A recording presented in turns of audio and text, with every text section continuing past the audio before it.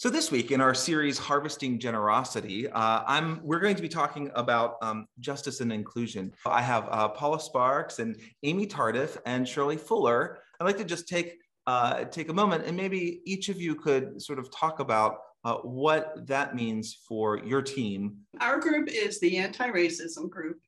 It's important because we're charged by PCUSA in their statement that acknowledges racism is the opposite of what God intends for humanity.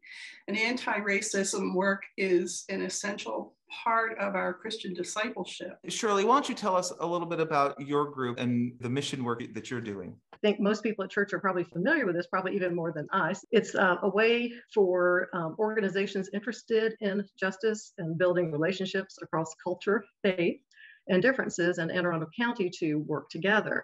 It's a really great organization that I'm really proud that Arkindov is one of the 28 organizations, mostly churches, that are involved. Amy, could you tell us about your team and what you are working on? I am part of the GLEAM team that stands for God's Love Embraces All Ministry. Arkindov has long been a welcoming and affirming church.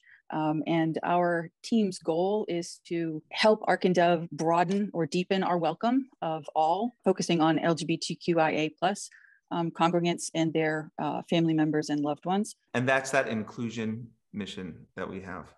Absolutely.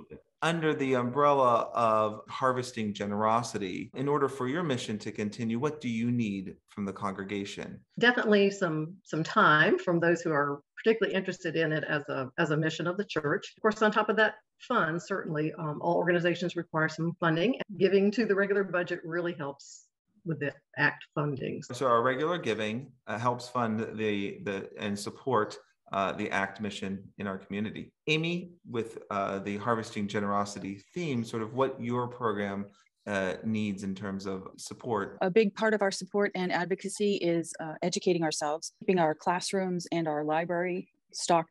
We also host small discussion groups, films, book discussions, to be able to bring in guest speakers, as I said before, pastors to preach on LGBTQIA topics in service. It would be wonderful to be able to financially support them with the important work that they're doing. It would be wonderful to be able to have another banner. We don't have to take that one down and keep putting it back up. And also to have handouts for the community when we do attend those events, particularly for the youth. And Paula, what you need to continue your mission work? We have a small budget that we can use for speakers, or we can help offset the cost of workshops. And there are books, but I will say that most of the speakers, a lot of them are much more expensive than the $800 budget that we have. Documentaries have a fee attached to them. So I would just want to thank all three of you for joining me today and for sharing with us and the entire congregation the work that you're doing. And I really appreciate it. So thank you.